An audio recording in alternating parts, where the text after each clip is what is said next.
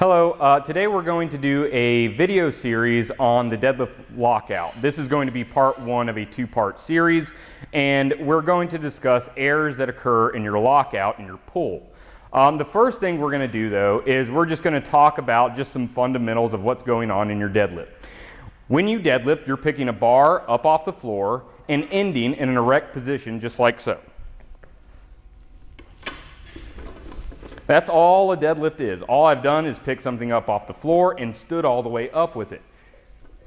This happened because when I bent down to pick it up, my knees and my hips went into what's called flexion. They bent.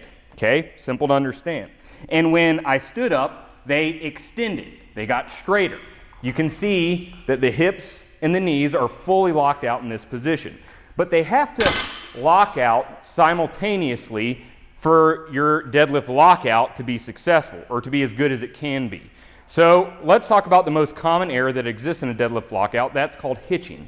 Hitching occurs when your knees come forward as a result of your hips extending too soon, like this. If this happens before the bar has got over your knees, it'll push the bar forward. But even if the bar gets over your knees and you extend your hips too much, too soon, you get in this bar resting position where you have unloaded your arms and your back and your legs, and now you just have a resting weight sitting on your legs.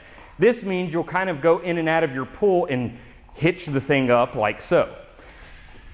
Now, this is perfectly legal to do in strongman and CrossFit competitions. We're not talking to you.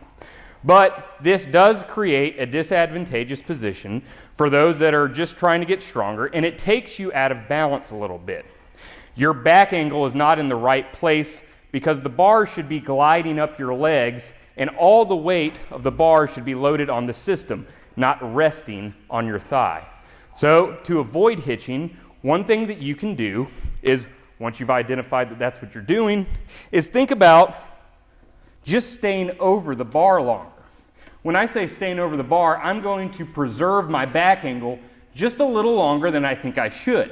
If I stay over the bar, my hips don't come in too soon, and the bar glides up my legs versus rest. There are other ways you can avoid hitching, but that's where we generally start first if someone has such a problem. Stay tuned for part two where we talk about the opposite problem, and I'm not going to go into what that is. I'll leave you in suspense. But if you're having problems hitching your deadlift, let us know in the comment section below.